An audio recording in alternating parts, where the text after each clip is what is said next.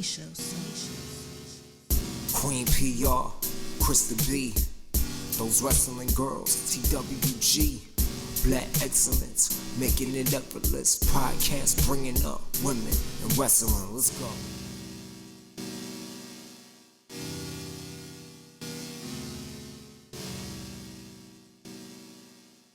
What's up, everybody? It's your favorite girls, those wrestling girls. It's your girl, Krista B. And Queen PR. And today we have a really, really dope episode for you guys. I was pressing P for us to do this episode because I feel like this person is never talked enough. And when she is spoken about, it's in a negative light. It's in a negative connotation. And we don't do any negativity on this page, on this platform. So we are discussing the one and only woman today. Yeah. I feel like when we've seen or heard of her was obviously on Dark Side of the Ring. And I wanted to take a deep dive or just know much more about her. So this will be solely about women. We will not be mentioning Voldemort. We will not be mentioning what happened. We would not even be mentioning anything pertaining to. No, it's all about all about her. Yeah. So if you guys feel like y'all need to mention this person, y'all in the wrong stream right now. No, but I'm glad to be finally focusing on her. And I think when her Dark Side of the Ring came out, there was a push from her fans and just wrestling fans in general to be like, yo, she did a lot before she was associated with that. So I'm excited to get into it. And I love the episodes where, we kind of have to push each other to do. At first, you're like, okay, it's a very sensitive topic. And I just want to make sure that we do her justice. And that's what Those Wrestling Girls is about. It's about that giving that platform to women that haven't been talked about in the right light, et cetera, et cetera. But before we get into all of that, Krista B, how have you been? Annoyed.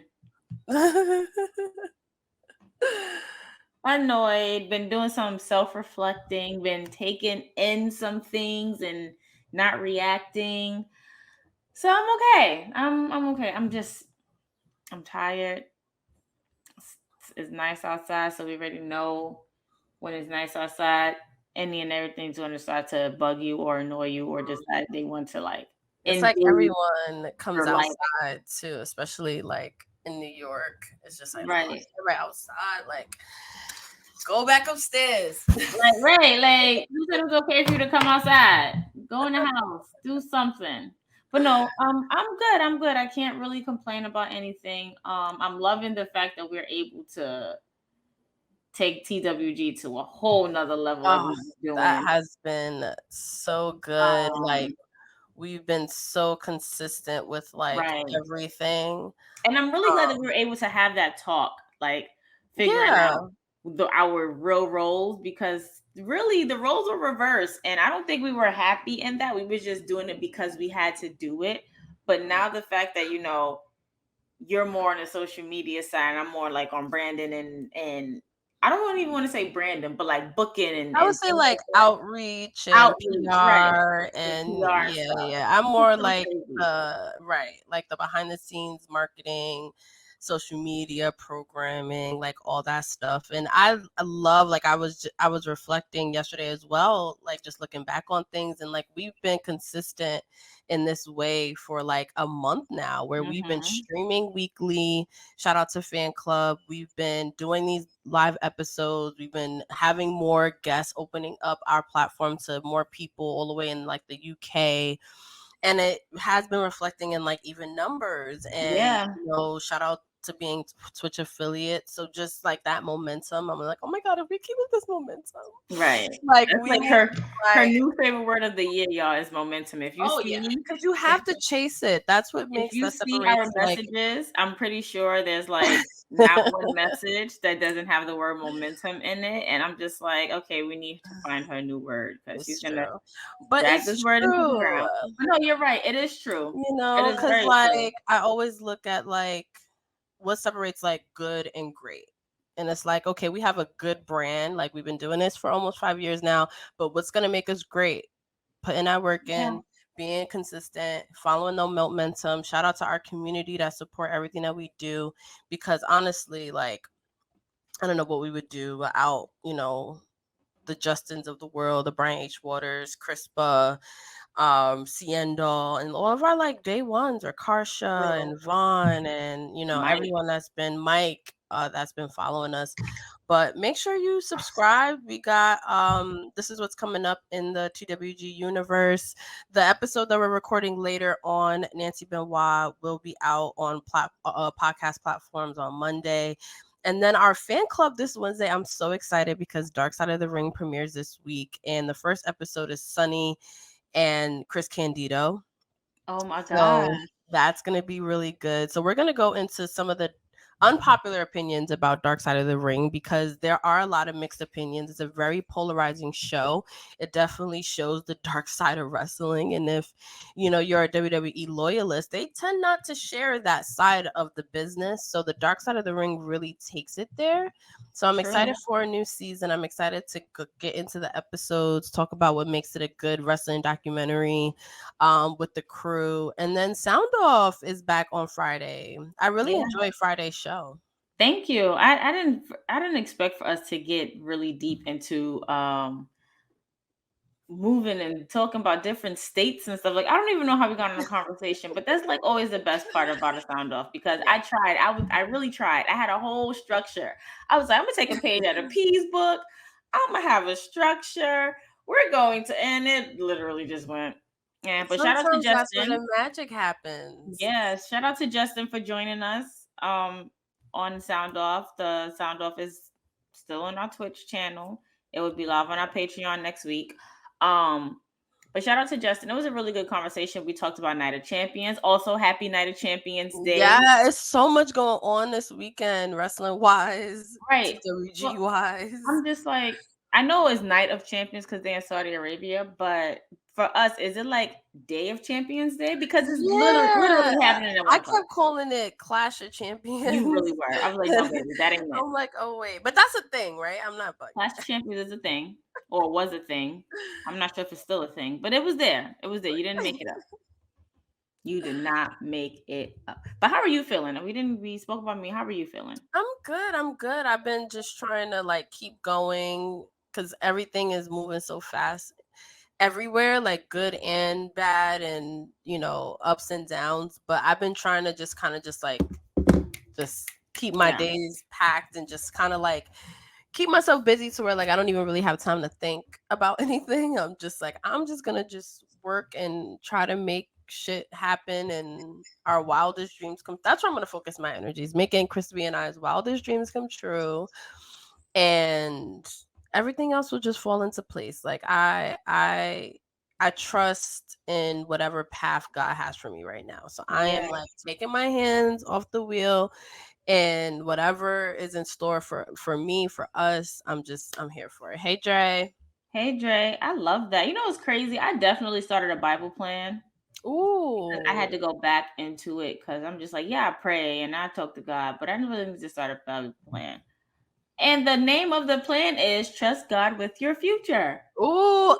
You see how we're always right here, like no matter what, yo. I love it always. So yes, and it's a 5-day plan, so I had to start small again because I was trying to like do like a 30-day plan, and I'm just like, it's like, you didn't miss 15 days. All right, canceling the plan. My thing is also, don't like mind your business. Like, don't be telling me stuff like that. Like, like I don't need to know that. Not at all. But 5 days. So I'm on day 3. I'm on track. Love it. So love it. It's really, really good. But before, y'all let us know in the comments how y'all feeling about Night of Champions. We want to touch on that very, very briefly before we get into this amazing episode on the one and only woman. So while y'all blowing up the comments, we're going to kick it to this ad real quickly, and then we'll be back. So we'll see you in a few. I think altogether, all of the women need more visibility on TV besides like the 10 minutes out of 3 hours that they get.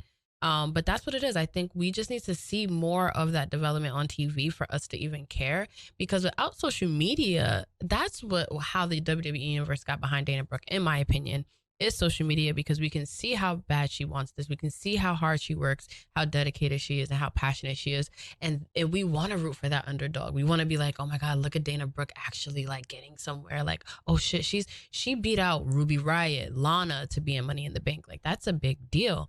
But I mean, without Lana, her, not so much. But yeah, but she's way more popular than Dana Brooke. True. And for Dana Brooke to actually get that spot and got a high spot in the match, I think is great. But it's like, what is WWE gonna do with that? Like, that's always the sad question.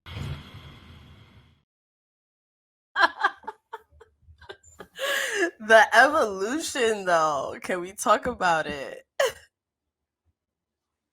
Like crazy, we went from that to where we are now, studio, all that shit. Yo, like I was just telling Christina yesterday on Sound Off, like even when I was watching it when you played it, I'm like, oh my gosh, well, 1, 2, damn, I hope Dana don't think I'm such an asshole towards her, because I really have to. Hey girl, yeah, Let's go.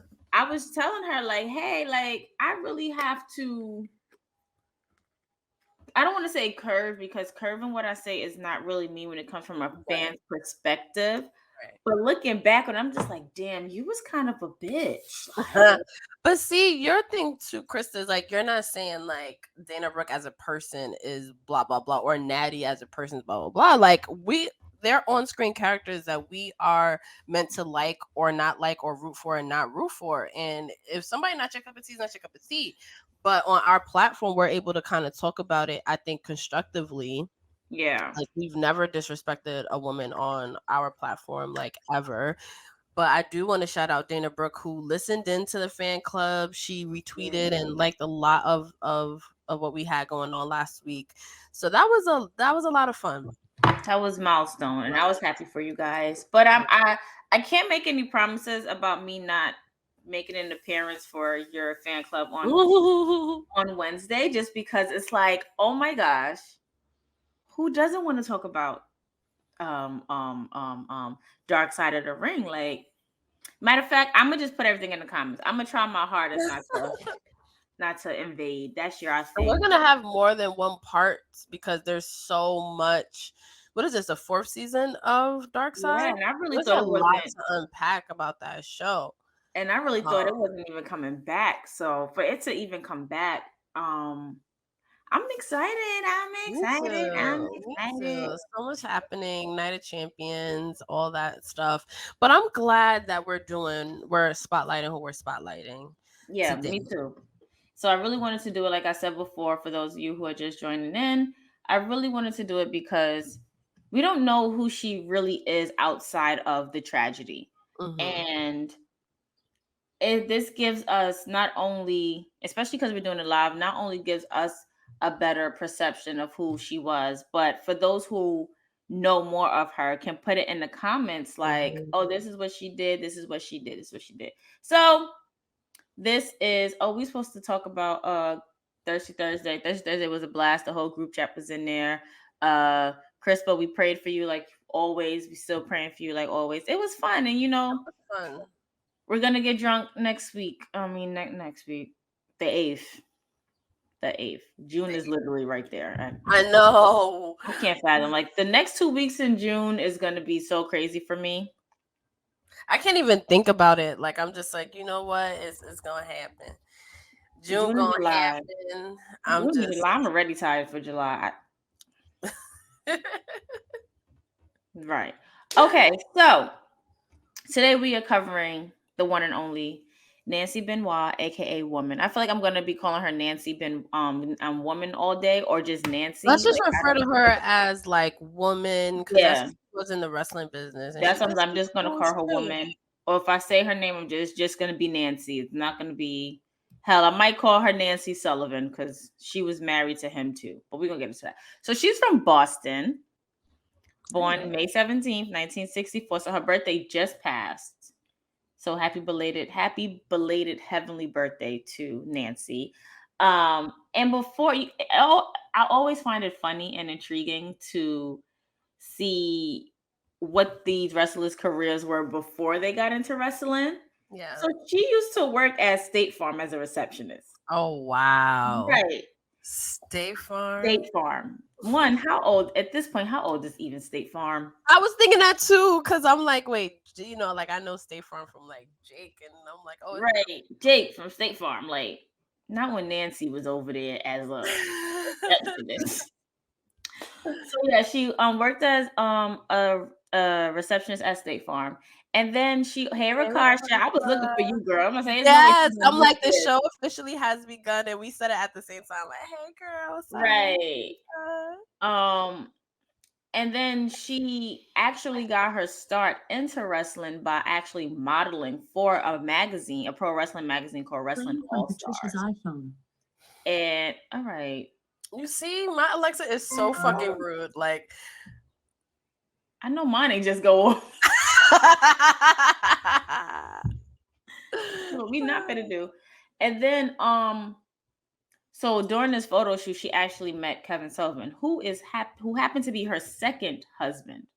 She was married before, but that didn't work. Yeah. It's interesting how many like people got into wrestling randomly like that. Right. Like she just was like, okay, you're pretty. We want you to model for a wrestling magazine. And then once she met Kevin Sullivan, like she was in the wrestling business ever since. Right. So during the photo shoot, that's where she met him at, and he wanted her to be a part of his entourage. Mm-hmm. And while being a part of his entourage, she was first known as Fallen Angel, as his valet, Fallen Angel.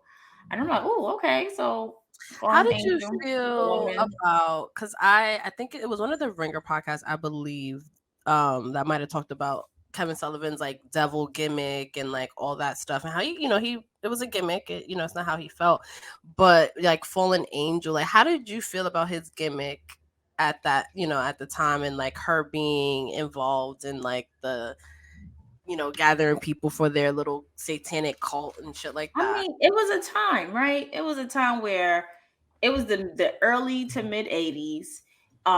It was following this rock and roll path. It was Hey, good show. P, we gotta stop. I know. We gotta get you on the show. Yeah, we gotta get y'all on the show. Absolutely. It was a time where that's what was happening. Like there was a lot of rock and roll, there was a lot of devil, there was a lot of satanic, there was a lot of all of that. So the gimmick just fit perfectly within the times. Now, if it was something that was happening today, mm-hmm. in this place where the culture is so hypersensitive and hyper focused and very in tune and very aligned, I'd be like, don't think that can work. Yeah. But back then, I mean, it was the 80s. I wasn't born then. Right. I feel like a lot of wild shit happened in the 80s to that. We were born in the best era, so I don't. We was. But another example of wrestling with the finger on the pulse of what like society's interested in. Yeah. So it's like, okay, well, you got what was his name? Manson, I guess, that had like the followers that were Charles like Manson. Yeah, that was like killing people and stuff. So it was very reflective of like what was going on at the time, which I love. I mean, Becky, but you grew up in the 90s, so you still grew up in the best era ever. Like the 90s was like the last. You were us. The 90s was like the last best era. So you're still good. You're still good. So after she was a part of Fallen Angel, she actually made her in-ring debut in 1984, June 30th, 1984 to be exact, at 20 years old at Florida Championship Wrestling. And of course, she became a part of the faction, the Satanists, along with Purple Haze, Sir Oliver Humperdinck. See that right there? That's that WCW shit. Right, like Humperdinck, what? Y'all, not The Rock, but The Lock. And of course, Luna Vachon. Shout out to Luna Vachon. And then a year later, 1985, Sullivan and Nancy would get married. And like you said, ever since then, she stayed in wrestling. And then in August of 1985, she actually made her wrestling debut, like actually wrestled against Debbie Combs in Hawaii NWA Polynesian Wrestling.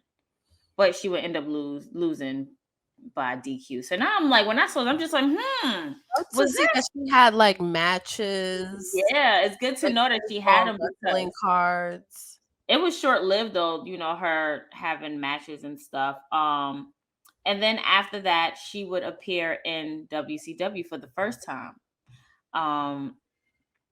And she appeared as a fangirl for Rick Steiner and went by the name Robin Green. Right. So you appear in the audience as a fangirl, and maybe that could be like an episode, something to unpack, because we've seen that a lot. Like China was pegged as a crazy fan. Nicole Bass was a crazy fan. So we've seen like these women make their wrestling debut or on bigger promotion debuts as these crazy fans. Right. And they come to find out they're over here beating ass and taking names. Yeah.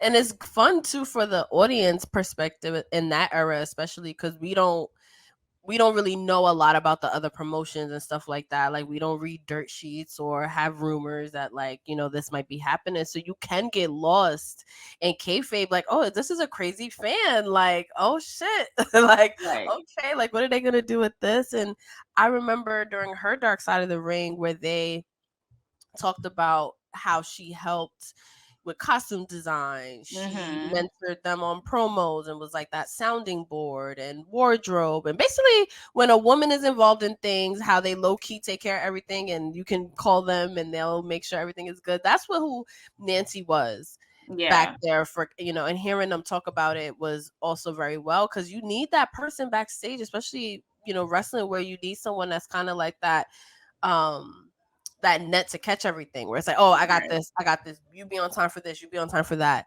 So shout out to her in that aspect. And in a time where women were not as welcomed as they are even now, and her being able to take charge backstage and make sure everything was how it was supposed to be. Absolutely. And then, you would think because she was fangirling over Rick Steiner that she would, be aligned with him and, be in his corner. Wrong. Sis turned, aligned herself with Kevin Sullivan, and that's how the name and the woman was born. She would manage the tag team Doom with Butch Reed and Ron Simmons. Ooh. Right. And then she would leave Doom and then align herself with the Four Horsemen. And I believe this was, Brian, she was with Rick Steiner for like 2.5 seconds. You blinked and she was gone. Yep. So I believe this version of the Four Horsemen was the originals. Ric Flair, Arn Anderson, Tully Blanchard, and Brian, help me out here with the other one. The other one. I can't think of his name right now. But yeah, that was who she aligned herself with and began managing.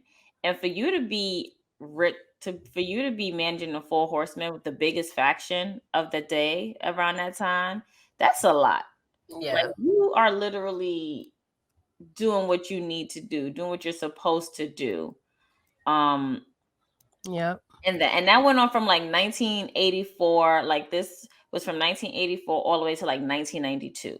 Wow. So let's take a quick break, and then we're gonna get into the 1993 to 1996 era. Ooh, I can't wait.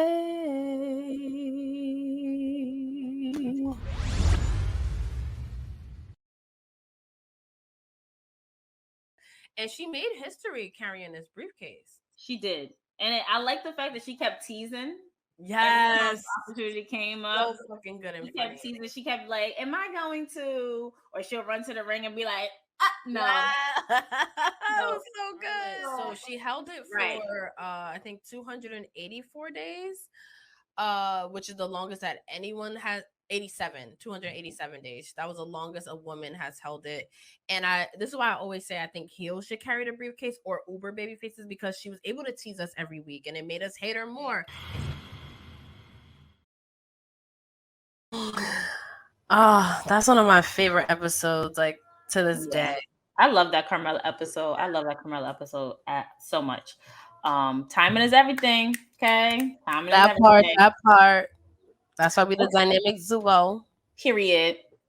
Because who but us? Anyway. We love So we go on 1993 to 1996. So in 93, Kevin Sullivan went to ECW, where she went back under the name Woman. And then he would leave ECW, but she stayed. And that's where I feel like the bulk of her career happened. She stayed in ECW. She stayed under the moniker Woman. And she paired herself with the Sandman. Wow. Right. And we actually saw the Sandman in Philly. See? We did. He was I gotta just give it up for her too, because having that, she came into wrestling with Kevin Sullivan, her husband, and you can kind of be attached to him almost as just a way to kind of survive the business. The fact that she stayed in such a treacherous promotion, ECW, and was Woman, and was involved in some pretty iconic storylines that I didn't realize, because revisionist history, you watch all of the ECW documentaries that are produced by WWE, and they talk about that storyline when Sandman got blinded and how real it was, and how they kept kayfabe. Like when he was home, Sandman, he still held the bandages over his eyes because they wanted to keep it up. So, and Nancy was a part of that storyline. Well, Woman was a part of that, and I never knew that. Yep. So he gets blinded. She begins to put a rift between Sandman and his valet and wife Peaches. And then she convinced Sandman that Peaches was cheating on him with Tommy Cairo. So that's how Peaches kind of was like, out the way. Spicy. Right. Like it was, come on, I need popcorn. Like this was good. This was some good, like on paper it was good, but I probably would never watch at that. Of course, I was never watching ECW. I didn't even know ECW was a thing in 93 to 96. They had some edgy stuff going on over there, and I didn't know Woman was a part of a lot of that stuff, which goes into the argument we always make where you're making fun of women because they just look good and they fight, or they're just in romantic storylines. But a lot of times those are the stories that be like the heart of a promotion, of a storyline. It'd be like the love triangles and all that kind of stuff. So Woman being a part of that is dope. Right. It really is dope. And to see not only her, but to now, and doing the notes, I learned that there was a woman named Peaches who was also a part of this storyline, who was originally lined up with Sandman and went, and it twisted and turned. These storylines twist and turn. So this feud carried on until 1994, and they were in a Singapore cane match. Oh my God. Right? Iconic. A Singapore cane match. Like what? And then I look, it's a kendo stick. Okay. It was beating the shit out of each other with them. They really were. It was just like second nature. So it was Sandman and Woman versus Cairo and Peaches, and they ended up losing. They lost the match to Cairo and Peaches, and then after the match, Woman was just like, "No, I'm gonna get my lick back," and she went through salt in Peaches' eyes. Oh. So from that feud, Woman became involved in another feud with Sandman and Tommy Dreamer. And although I feel how I feel about Dreamer, he is an iconic staple in ECW. One of the toughest men ever out there to be in the ECW ring. Right. So this feud happened because Tommy Dreamer oversteps his boundaries and kissed Woman. And Sandman was like, "What? I'm sorry, what? You did what? You did what to who? All right, cool, no problem." So they go on to have an I Quit match, but unfortunately Sandman loses. And then that's when Woman turned on Sandman, was just like, "Listen, you're losing too much for me. You're nothing. You're not gonna be anything else. I'm out of here. I'm leaving. Bye." Called him useless. 95 comes around. She aligns herself with Shane Douglas. Ooh. But there's another switch. Although she aligns herself with Douglas, she turns on Douglas to help Sandman win Douglas for the World Heavyweight Championship. She hit Douglas in the knees with a Singapore cane. I'm gonna just call it, unless it's different. I feel like it's different, but it's like the same in the wrestling concept. Yeah, like Singapore cane sounds like I'm about to order me like an Asian candy. Ooh. Or what you thought I was gonna say? I didn't know what you was about to say. No, it sounds like candy. Like, you say candy cane. Like Singapore cane just seems like a candy, like some type of sweet candy. And I'm like, damn, now I want one. Like, is that a candy? Like, is that a thing in Singapore? Like, now I want one. Or I was about to order some type of Asian food. They got Singapore noodles. Yeah. Oh, I love Singapore noodles. Yeah, like I wasn't gonna be disrespectful now. No. I told you I'm watching what I say and how I say things. Thanks. I love this evolution of us because, like, I feel like I've been being more outspoken about things on the show and like on streams, and then it's like we here. I be like, damn, I really said that. That's what makes you and why we love the sound offs on Fridays, because we just get to see you be you, and it's such a treat.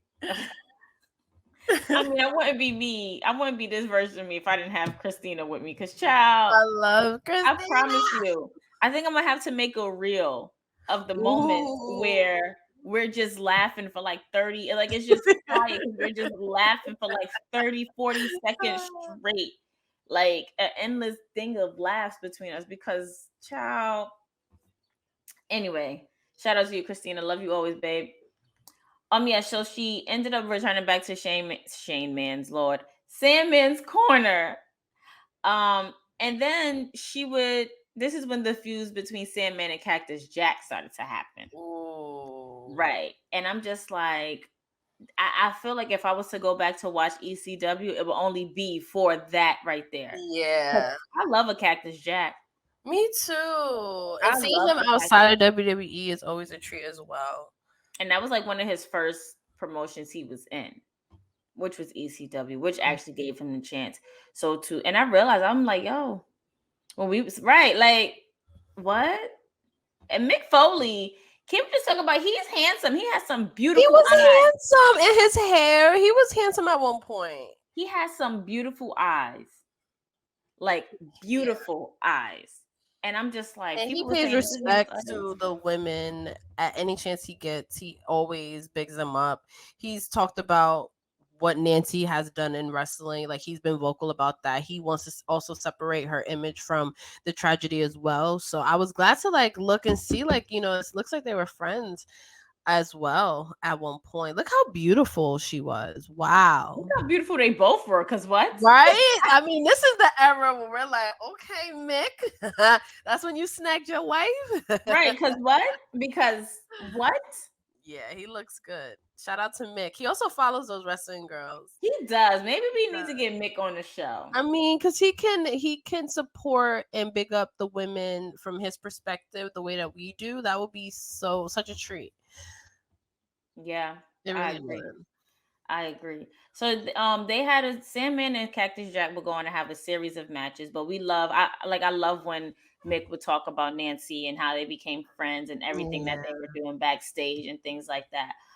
There was never one negative word about Nancy at all when you speak about her in her career and things that she did in wrestling. So after after that feud is over, I believe this is when Mick goes over to WWE, which is WWF at the time. Sandman, of course, stays. And in September of 95, woman begins to manage Too Cold Scorpio. And Too Cold Scorpio has a match. Mind you, she's still managing Sandman.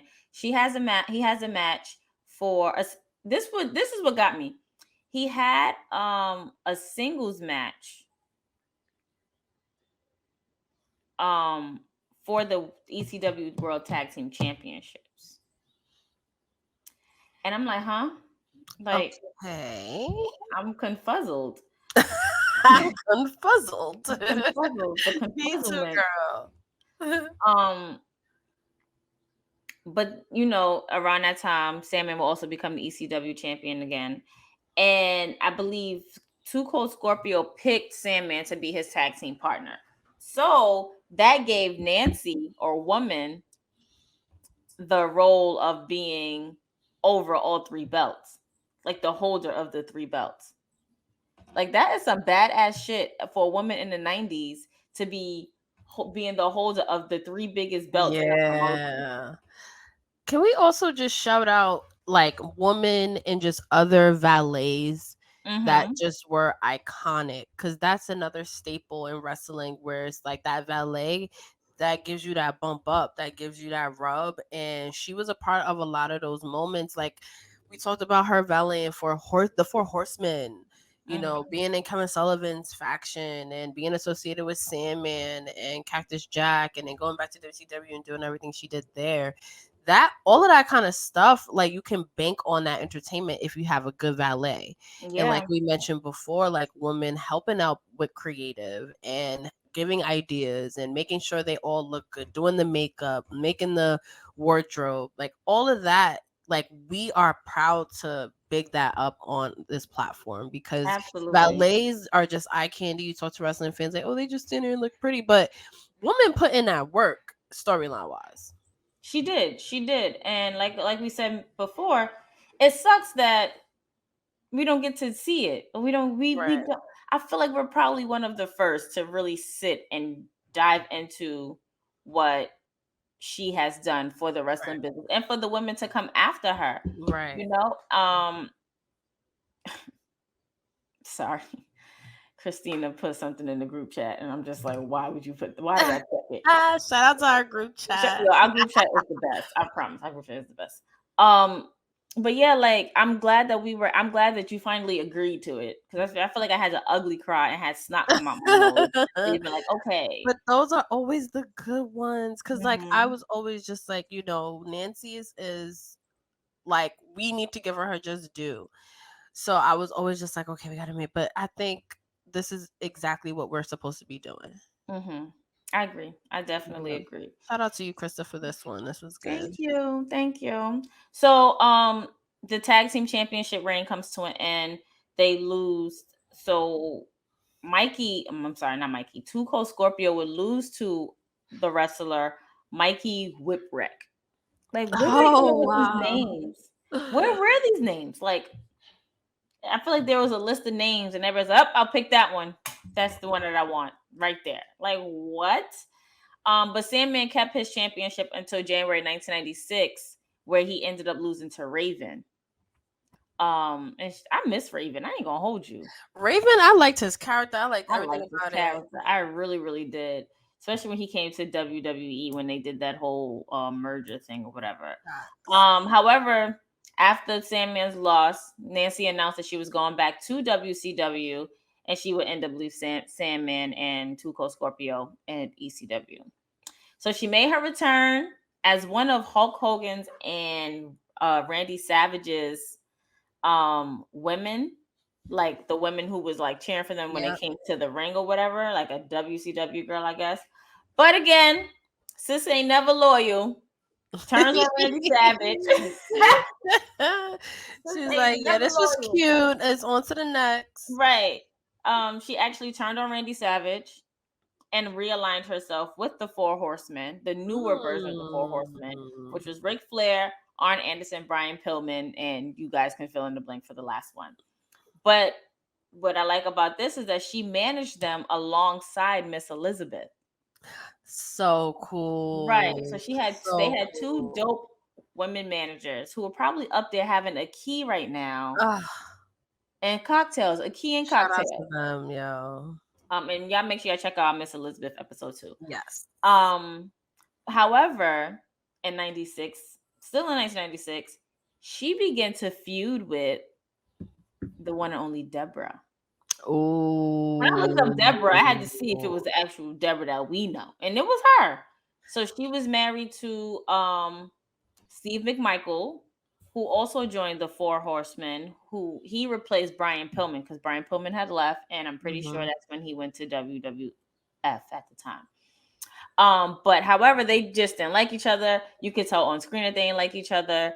And Deborah, when she was given opportunities to talk, she would just drag Nancy, drag her what she was wearing, talk about her parents, talk about the type of woman that she was, and the feud and stuff will go on for a while. But they never had a physical altercation. They never had a match. They never had anything. It was just that real catty, I'm better than you, you're nothing type situation. 97 would come around and she would divorce Kevin Sullivan. And we all know how that divorce played into the actual Like the storyline? That played into the storyline because that gotta be hard. Why do wrestling is the worst? Like, how many times have we seen that happen where like love, like real life love triangles is like right, because she started dating and that they put that into the storyline, and so they ended up getting divorced, and they would do like little vignettes and stuff. Like she would appear on the screen taunting Kevin Sullivan, like, "Hey, you can't find me. I'm over here. I'm my own woman. I'm this and third." And then other people will come into the play and antagonize and stuff like that. So on May 26, 1997, after the divorce was final between her and Sullivan and all of that went through and she began her next relationship, she made her final appearance in WCW. Wow. After she left, she was never mentioned again. It was like she was wiped out from the history of WCW. Wow. That is so unfortunate, being that she played such a key part in a lot of legendary storylines and being a part of iconic factions. Right. And then being a part of that storyline, and then I guess she went on to be like a wife and a mom. But wife and a mom, yeah. We are gonna mention you, girl. We respect everything that you did, so we're gonna take that time out to give you your flowers and just the strength that anyone has to have to be in a wrestling business, let alone a woman, and let alone being what she was, the presence that she had at the time that she was in it. She was probably one of very few women backstage. She was probably, but she was able to hold her own. Like, being left in ECW and making a name for herself, like all of that takes a level of strength that I'm so glad that we're celebrating today. Yeah, it's true, because like you said before, it's very unfortunate that people only remember her by one thing, or for one thing. Like, even when it happened, I was really confused. Like, I didn't know that she had any ties to wrestling because it was never brought up. Like, you've never heard her name in WWE when they all came over to WWE from WCW or ECW. You never really heard her name. Like, now it's like her name is so synonymous to what happened. It's like you're really trying to wipe away the lane that she paved. Yeah. She paved a massive, massive lane for the women and the valets that we have now. We don't even really have valets now. No. But I feel like when you look at women, I see somebody like Scarlett. Like, she's cute, she's sexy, she can get in the ring if she wants to, but she's going to taunt, she's going to antagonize, she's going to distract, be involved. Yeah, she's going to be involved, and her presence is so powerful outside that ring. Although Michin was about to tear that ass up last night on she got ran out. She ran out. She did. But yeah, and for wrestling promotions, not just WWE, I really wouldn't expect WWE to mention her as much because she was never in that promotion. But for the promotions that she was in at that time, thank you, Kyle, for the ones that she was in at that time, and for you to like to wipe her slate clean, like she never existed. I think that's what really bothered me, and I feel like that's why I was like, yo, we really need to take a minute and spotlight her and do it in a way to where we don't remember her for the tragedy. Thanks, Brian. I'll be thinking. Thanks. Be on her shit. But yeah, that's why I felt like I needed to do the spotlight, and we hope that we send as many flowers up to the heavens for her, and for the ones that we lost, for the Miss Elizabeths, for the Sensational Sherrys, for all of them, because the Luna Vachons in that era, that doesn't get like, again, like, I don't want to sound redundant, but just the level of thick skin that these women had to have to exist in the wrestling business, the landscape that it was at the time, we got to give them their flowers. You know, I agree. I absolutely agree. Well, this was a fun episode. We're going to stop right here. We don't need to go any further because to us, she's living on. She is living on, and this will be out on podcast platforms and YouTube soon as an episode. But let us know in the comments, like, what didn't we get to? What else do you want to celebrate about women? Because we can always get into it. Mm-hmm. And I just want to thank everybody for tuning in. This is our second live episode. And it was one that I gotta give Krista B her props. She pushed this episode, she prepped this episode, she produced this episode. So I'm very proud of this one. I'm Me proud, too. very Thanks. proud of everything. Yeah. Thanks. So real quick before we come off, Night of Champions is like in 15 minutes. We're watching as a family. Yeah. Please make sure you live tweet us. Please make sure you use the hashtag TWG. Please make sure you at us because we're going to watch as a family. Yes. We're going to wrestling this weekend too. It's a lot of wrestling. I feel like there's happy birthday, Natty. Happy birthday, Natty. Yeah, we the ones, Kyle. We the ones. We the ones. 1,000 days. 1,000 Our tribal days. chief has been Universal Champion. Yes. Love it. What's a perfect way to go into Night of Champions? By speaking of one of the best champions in her own right, Nancy, aka Woman. Yes. So please make sure that you follow us on all social media platforms.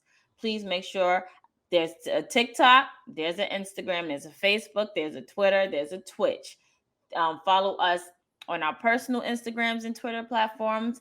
Miss_Krista B_ that's MS_KRISTAB_ and the same on Twitter with no underscore at the end. You can follow Queen PR, that's Queen3_PR on Twitter and Instagram as well. Make sure you join our discussion groups. Make sure you're just tuned into everything that TWG is doing because you don't want to miss out. We got some announcements coming. We got a lot of stuff happening, so you don't want to miss out. We just want to say thank you all for joining this live stream, and we'll see you. I'm gonna end the live stream on a never before seen photo. Oh Lord.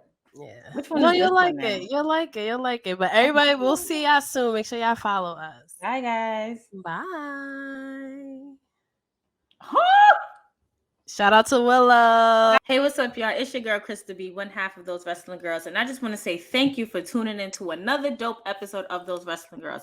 Please make sure that you tune in and you follow us on everywhere we are. We are on Twitch. We are on Patreon, YouTube, Instagram, Facebook, Twitter, TikTok. Please make sure you follow and subscribe. And as always, we love and appreciate you. And we can't wait to see you for the next episode. On that note, it's your girl, Krista B., and I'm out of here. Bye.